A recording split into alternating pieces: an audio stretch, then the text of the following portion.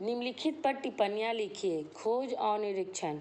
खोज एवं निरीक्षण discovery and inspection related to document CPC 1908 की धारा 30 में दस्तावेजों की खोज और उसके सदृश बातों के लिए न्यायालय के आदेश करने की शक्ति दी गई है।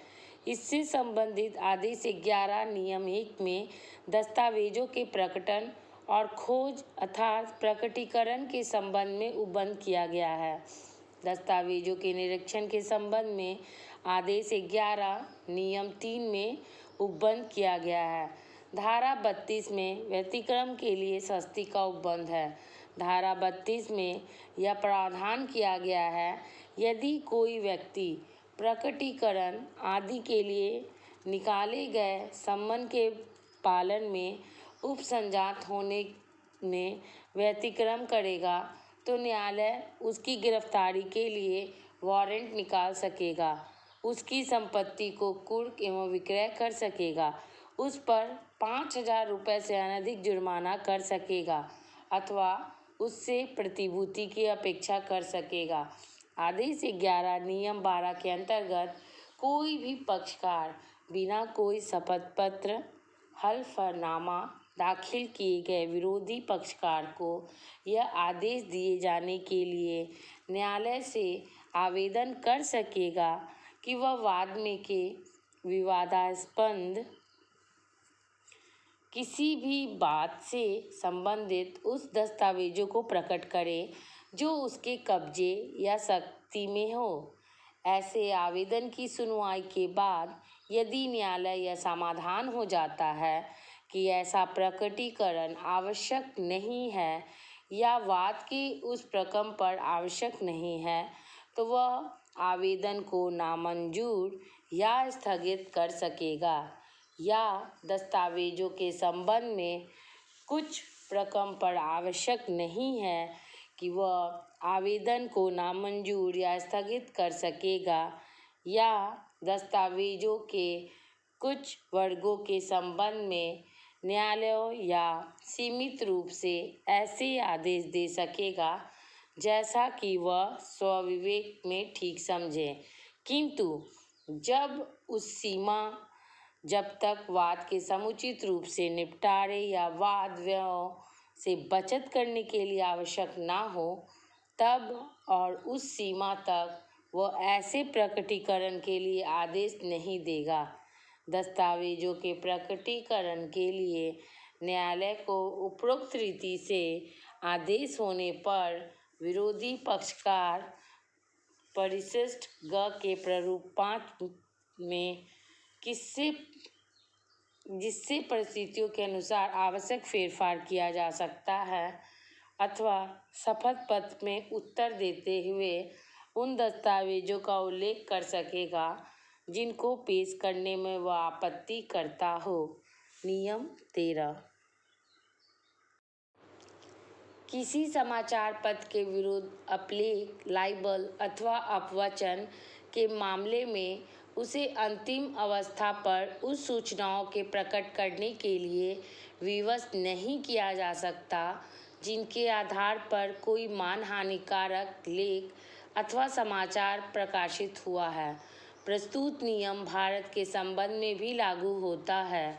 किसी दस्तावेज का प्रकटीकरण करने से कोई भी पक्षकार निम्न आधारों पर इनकार कर सकेगा: यह कि ऐसे दस्तावेज उसके स्वयं के मामले में या स्वतः साक्ष्य हैं, यह कि ऐसा दस्तावेज उसके और उसके वकील के बीच किसी सहसूचना का प्रमाण है, यह कि ऐसा दस्तावेज लोक दस्तावेज है जो उसका प्रकटीकरण लोकहित के विरुद्ध है। A.L. सेठी बनाम R.P. कपूर। किसी पक्षकार को उपरोक्त रीति से शपथ पत्र पर किसी दस्तावेज के प्रकटीकरण से इनकार करने पर ऐसे प्रकटीकरण के लिए आवेदन करने वाला पक्षकार ना तो उस पर कोई जीरा कर सकेगा, ना ही उसके खंडन करने के लिए कोई साक्ष्य ही पेश कर सकेगा, क्योंकि ऐसा शपथ पत्र निश्चायक कॉन्क्लूसिव होता है आदेश 11 के नियम 14 के अंतर्गत न्यायालय को किसी वाद के लंबित रहते किसी भी समय किसी भी पक्षकार को यह आदेश देने की शक्ति प्राप्त है कि वह शपथ पत्र पर अपने कब्जे या शक्ति के किन्हीं ऐसे दस्तावेजों को पेश करे जो वाद के विवादास्पद किसी भी विषय से संबंधित हो और जिन्हें न्यायालय ठीक समझे, और जब ऐसे दस्तावेज पेश किए जाएं तब न्यायालय उससे उस रीति से व्यवहार कर सकेगा जैसा कि न्याय संगत प्रतीत हो। आदेश 11 नियम 15 के अनुसार वाद के प्रत्येक पक्षकार को यह अधिकार है कि वह परिशिष्ट ग के प्रारूप क क्रम 7 में दूसरे पक्षकार को यह सूचना दे कि ऐसा दूसरा पक्षकार किसी भी ऐसे दस्तावेजों को उसके या उसके वकील के निरीक्षण के लिए पेश करे जिसका उल्लेख उस दूसरे पक्षकार ने अपने अभिवचनों या शपथ पत्रों में किया है और उसकी प्रति उसे लेने दे। ऐसी सूचना का पालन जो पक्षकार नहीं करता है वह बाद में अपनी ओर से वाद में उस दस्तावेजों को साक्ष्य में देने के लिए तब तक स्वतंत्र नहीं होगा जब तक कि वह न्यायालय का यह समाधान नहीं कर देता कि वह वाद के प्रतिवादी हैं और ऐसे दस्तावेज का संबंध केवल उसे अपने हक से या उसके पास ऐसा कोई अन्य कारण या प्रति हेतु था जैसा कि न्यायालय ने ऐसा अपालन के लिए पर्याप्त समझता हो, और ऐसी दशा में न्यायालय वाद विवाद के संबंध में और अन्य ऐसे शर्तों पर जैसा कि वो ठीक समझे उसे साक्ष्य में रखे जाने की अनुमति दे सकेगा। आयोग द्वारा निरीक्षण। कमीशन के संबंध में प्रावधान सिविल प्रक्रिया संहिता की धारा 75 से 75 से 78 तथा आदेश 26 में किया गया है। धारा 75 से 78 में कमीशन के बारे में सामान्य उपबंध है, जबकि आदेश 26 में विभिन्न परिस्थितियों के बारे में उपबंध किया गया है जब कमीशन जारी किया जा सकता है। आदेश 26 नियम 1 से 8 के अंतर्गत निम्न परिस्थितियों में न्यायालय किसी भी गवाह की परीक्षा के लिए कमीशन जारी कर सकेगा। जब ऐसा व्यक्ति न्यायालय के स्थानीय क्षेत्राधिकार के अंदर निवास तो करता हो किंतु न्यायालय में हाजिर होने से मुक्त हो या बीमारी या कमजोरी के कारण वह हाजिर होने से असमर्थ हो, ऐसे कमीशन जारी किए जा सकेगा जबकि न्यायालय ऐसा करना आवश्यक समझे। न्यायालय ऐसी आवश्यकताओं के कारण को अभिलिखित करेगा। कमीशन जारी करने की न्यायालय की शक्ति विवेकाधीन शक्ति है और इसके लिए न्यायालय के बाध्य नहीं किया जा सकता है। जब ऐसा व्यक्ति न्यायालय के स्थानीय क्षेत्राधिकार से परे निवास करता हो, जब ऐसा व्यक्ति ऐसे क्षेत्राधिकार की सीमाओं को उस तारीख से पहले छोड़ने वाला हो जिसकी न्यायालय में परीक्षा किए जाने के लिए वह अपेक्षित है, और जब ऐसा व्यक्ति सरकार की सेवा में हो जिसके बारे में न्यायालय की राय यह हो कि वह लोक सेवा को नुकसान किए बिना हाजिर नहीं हो सकेगा। भारत से बाहर निवास करने वाले साक्षी की परीक्षा के लिए न्यायालय तभी कोई कमीशन जारी कर सकेगा या प्रार्थना पत्र भेज सकेगा जब उसका यह समाधान हो जाता है कि ऐसे व्यक्ति का साक्ष्य आवश्यक है। यदि न्यायालय कमीशन जारी करने से इनकार करता है तो उसके आदेश का अपील की जा सकती है। न्यायालय किन प्रयोजनों के लिए कमीशन जारी कर सकेगा? न्यायालय निम्नलिखित प्रयोजनों के लिए कमीशन जारी कर सकता है। स्थानीय अनुसंधानों के लिए कमीशन। आदेश 26 नियम 9 से 10। यदि न्यायालय किसी वाद में विवादाग्रस्त किसी भी बात की व्याख्या के लिए किसी भी संपत्ति का बाजार मूल्य या किसी मध्यवर्ती लाभ या नुकसानी या वार्षिक की रकम निश्चित करने के लिए स्थानीय अनुसंधान में आवश्यक या उचित समझता है तो वो ऐसे व्यक्ति को कमीशन जारी कर सकता है जिससे वो ठीक समझे। उसे ऐसा अनुसंधान करने और उस पर न्यायालय को रिपोर्ट देने के लिए निर्देश देगा। वैज्ञानिक अन्वेषण के लिए कमीशन।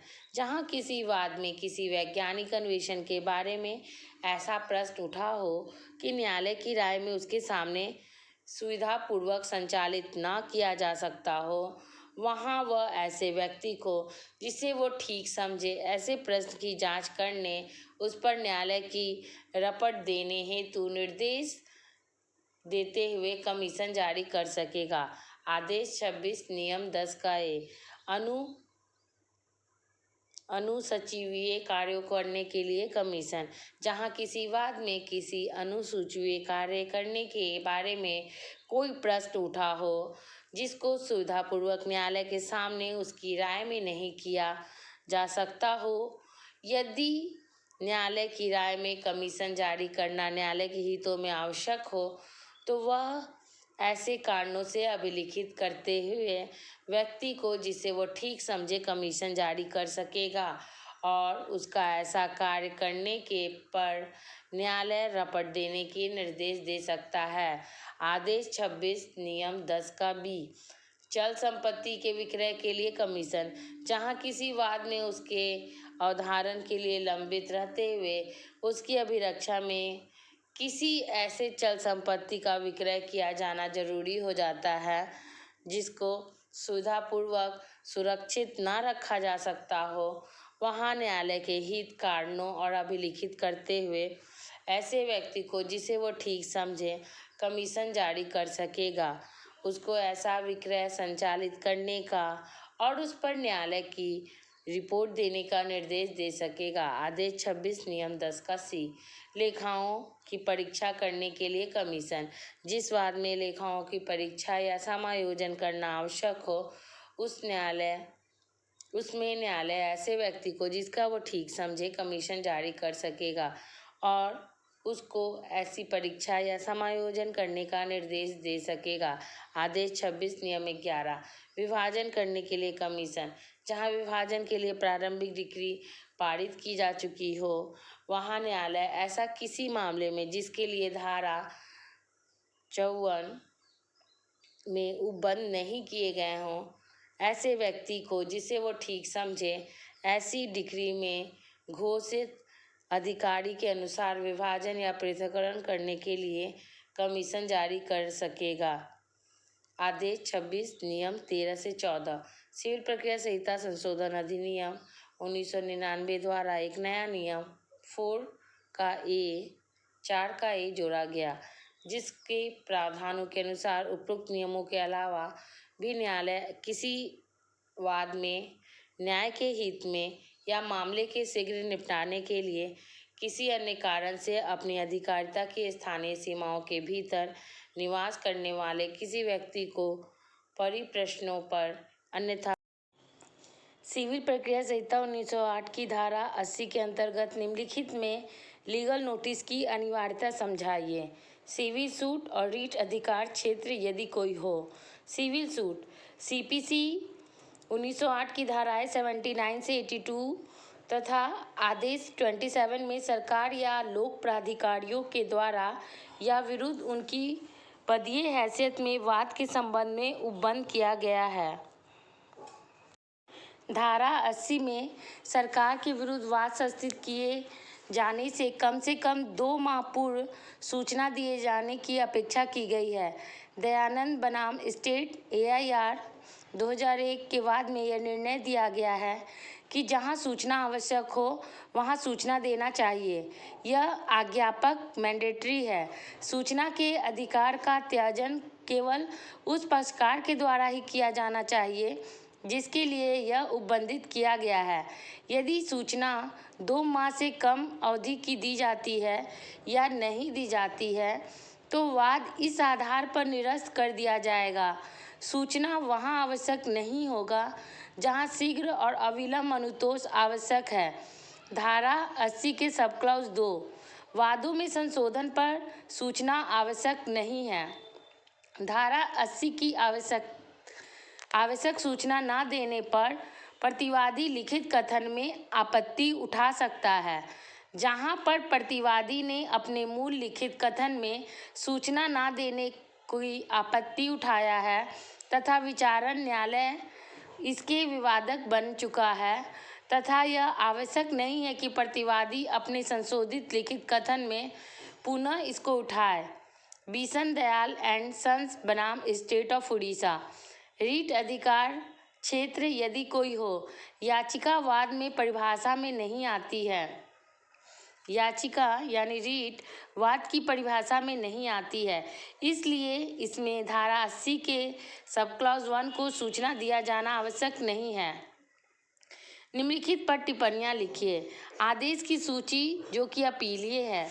आदेश की सूची जो कि अपीलीय है सीपीसी की धारा 104 के सब क्लॉज 1 तथा आदेश 43 नियम 1 में उन आदेशों की सूची दी गई है जो कि अपीलीय है। संहिता की अधीन पारित वे आदेश जिसमें अपील होगी धारा 104 आदेश 43।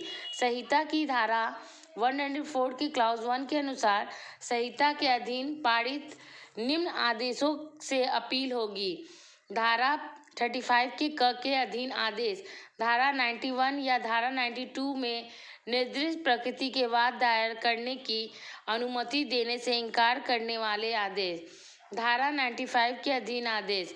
इस संहिता की किन्हीं भी उपबंधों के अधीन ऐसे आदेश जो जुर्माना आरोपित करता है या किसी व्यक्ति की गिरफ्तारी में सिविल जेल में निरोध निर्दिष्ट करता है, सिवाय वहां पर कि ऐसी गिरफ्तारी या निरोध किसी अज्ञप्ति के निष्पादन में हो।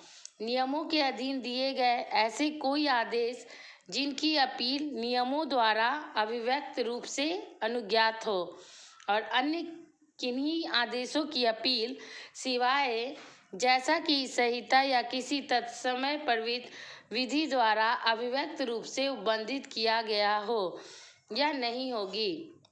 अस्तु आदेश 43 नियम 1 में उल्लिखित आदेशों से अपील होगी। अंतरिम व्यादेश के एक पक्षीय आदेश के विरुद्ध भी अपील संधारण योग्य है। आदेश की द्वितीय अपील। इस धारा के अधीन अपील में दिए गए किसी भी आदेश की द्वितीय अपील नहीं होगी। आदेश 43 के नियम 1 के अंतर्गत अपील योग्य आदेश।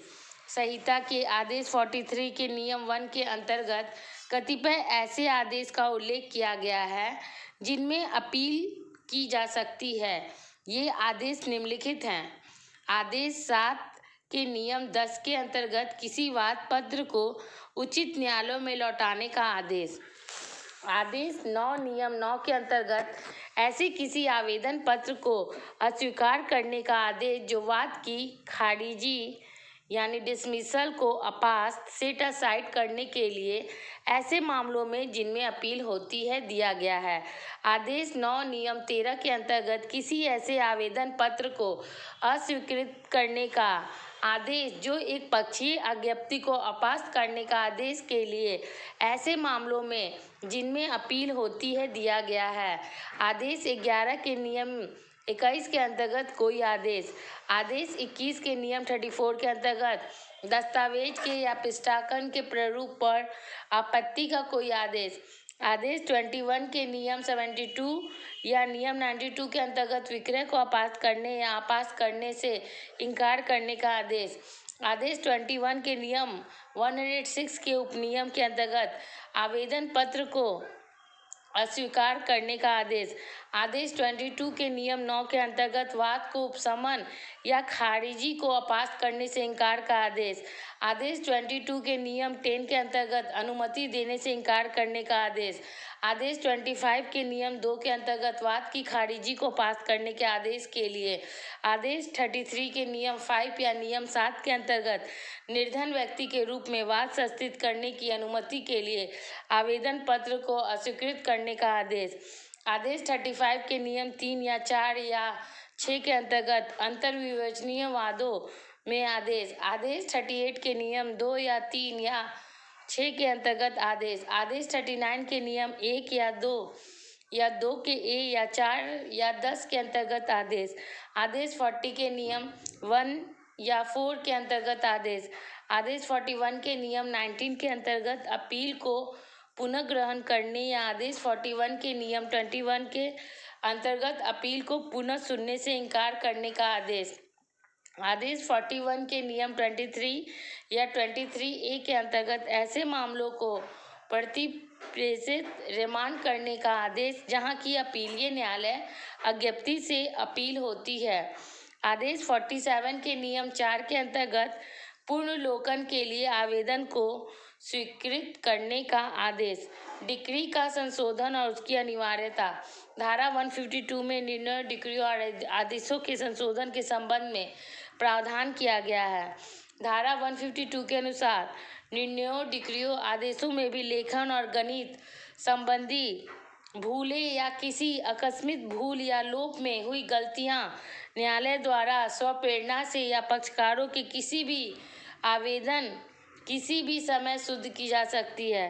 धारा 153 के क में जहां अपील संक्षेपतः खारिज की जाती है, जहां डिक्री या आदेश का संशोधन करने की शक्ति, जहां अपील न्यायालय के आदेश 41 के नियम 11 के अधीन कोई अपील खारिज करता है, वह धारा 152 के अधीन उस न्यायालय को उस डिक्री के आदेश को जिसके विरुद्ध अपील की गई है संशोधित करने के लिए शक्ति का प्रयोग उस न्यायालय द्वारा जिसने प्रथम बार डिक्री या आदेश पारित किया है इस बात के होते हुए भी किया जा सकता है कि अपील के खारिज किए जाने का प्रभाव प्रथम बार के न्यायालय द्वारा पारित यथास्थिति डिक्री या आदेश की पुष्टि में हुआ है।